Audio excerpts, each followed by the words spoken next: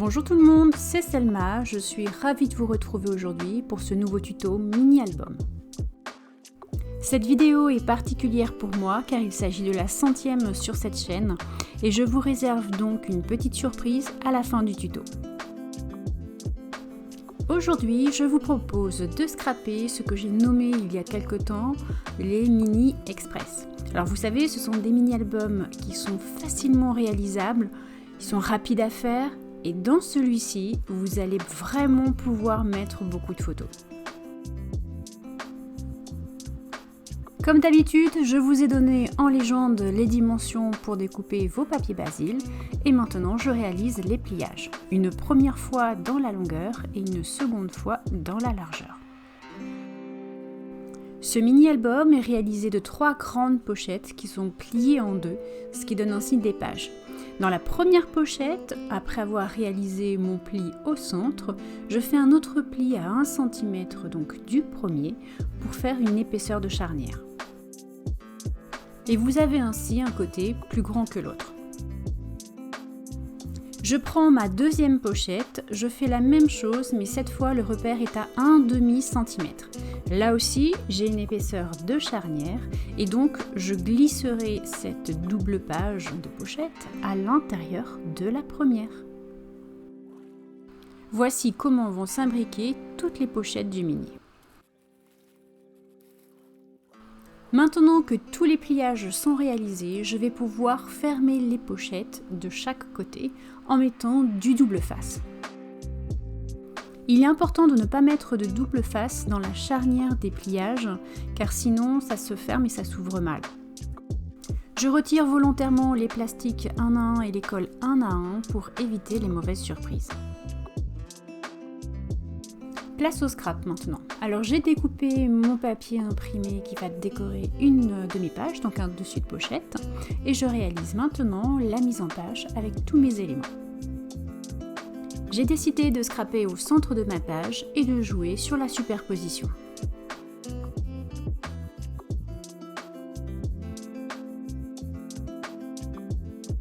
Pour donner un peu de profondeur, maintenant que tout est collé, je vais pouvoir tamponner dans un premier temps de la texture avec de la Versafine grise. Travailler son fond de page, pour moi, c'est aussi important que de réaliser une belle superposition de décoration. Ça permet d'avoir de la profondeur et vraiment d'avoir une finition de détail. Et maintenant, avec un autre tampon de texture et de la Versafine noire, je viens apporter un peu plus de profondeur. Toujours avec la Versafine noire, un petit tampon que j'affectionne particulièrement de chez les petits ciseaux, les mini crochets que je viens tamponner juste en bas. Je continue le scrap, mais cette fois avec la double page intérieure de l'album. Comme d'habitude, tous mes petits éléments de décoration sont faits, mes tampons détourés et je réalise la mise en page. Pour qu'une double page soit harmonieuse, vous avez deux solutions. La scraper en miroir ou, comme je fais aujourd'hui, de façon centrale. C'est-à-dire que c'est comme si en fait je scrapais une grande page allongée plutôt que 2 pages. Comme tout à l'heure, après avoir réalisé mon collage, je fais les tamponnages de fond. Dans un premier temps à la Versafine grise, puis à la Versafine noire. Dans le tamponnage de fond, ce qui est le plus délicat, c'est de s'arrêter au bon moment. Encore quelques petites tâches et ce sera fini.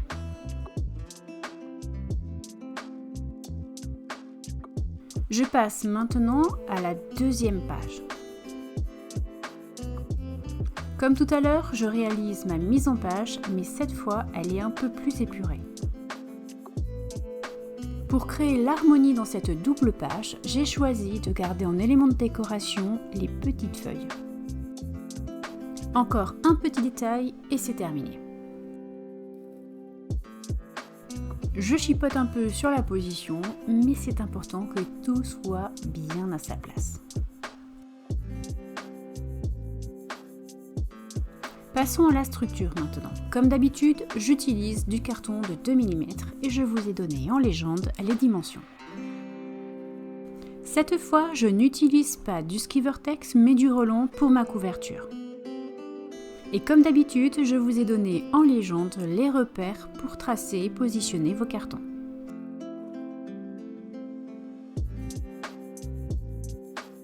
Voici comment sont positionnés chaque carton.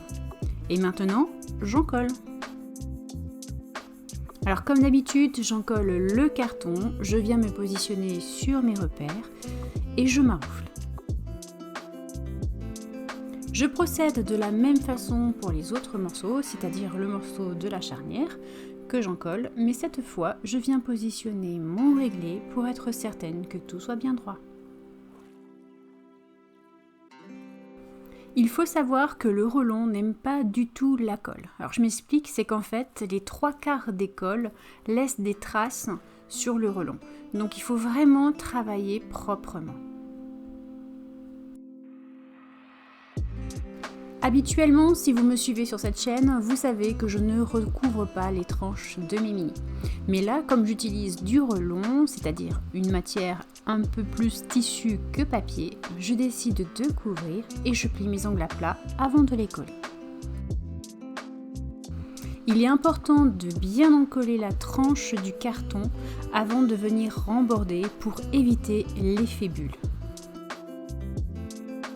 Comme d'habitude, j'en colle toujours les côtés opposés pour avoir de jolis angles.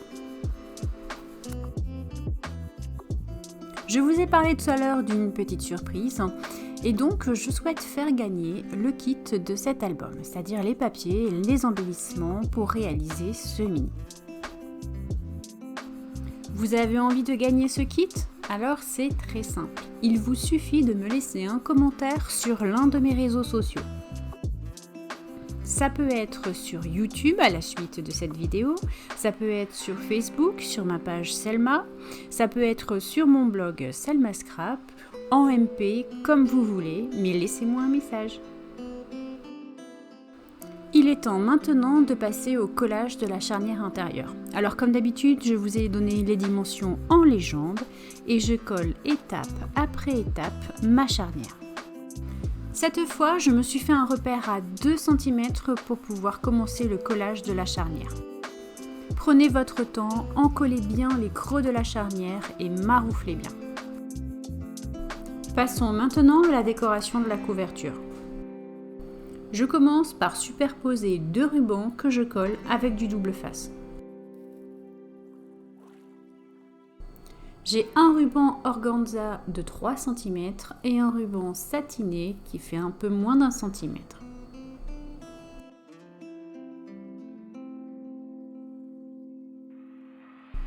Je viens maintenant coller mes 2 rubans sur ma bande de papier qui est exactement à la même épaisseur que mon ruban d'organza.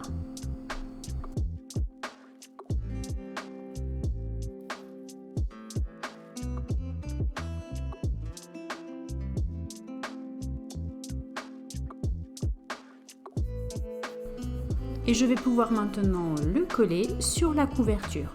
Là encore, j'utilise du double face car le Rollon et la colle, c'est assez délicat.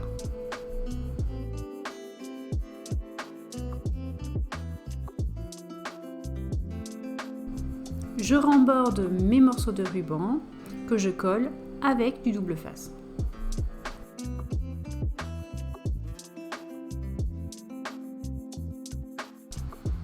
Avec du papier, je réalise l'habillage intérieur. Je fais bien attention où est-ce que je pose ma colle car vous savez, les traces de colle sur le Rollon, c'est pas très beau. Mon premier morceau de papier fait 7 cm sur 14,8. Puis je vais réaliser exactement la même chose de l'autre côté mais avec un morceau de 12,5 sur 14,8. Maintenant que tout est bien sec, je vais pouvoir terminer la décoration extérieure de ma couverture. Cette fois, je colle tout volontairement au double face rouge pour être certaine que tout reste bien en place. Et je viens positionner ma superposition sur la couverture. Avec un poinçon, je fais un trou à 3,5 cm en haut et en bas dans ma couverture. Puis je passe ma ficelle dans chaque trou de l'extérieur vers l'intérieur et je fais de même avec mes pages, puis je réalise le nœud. Cette reliure est vraiment très simple et minimaliste avec un seul fil. Le résultat est délicat, tout ce que j'aime. Voilà, ce tuto est bientôt terminé. Il me reste à vous laisser découvrir l'intégralité de ce mini. Si vous avez aimé la vidéo, surtout n'oubliez pas le petit pouce vers le haut. Vous pouvez aussi actionner la cloche des notifications afin de ne rien rater ou vous abonner à ma chaîne si ce n'est pas déjà fait. Comme d'habitude, je vous laisse en description tous les liens vers mes réseaux sociaux et pour gagner le kit, ce sera plus facile. Donc vous aurez Instagram, Facebook, mon blog et le lien de la boutique où vous allez pouvoir trouver le PDF de ce mini. Je vous dis à très bientôt et bon scrap!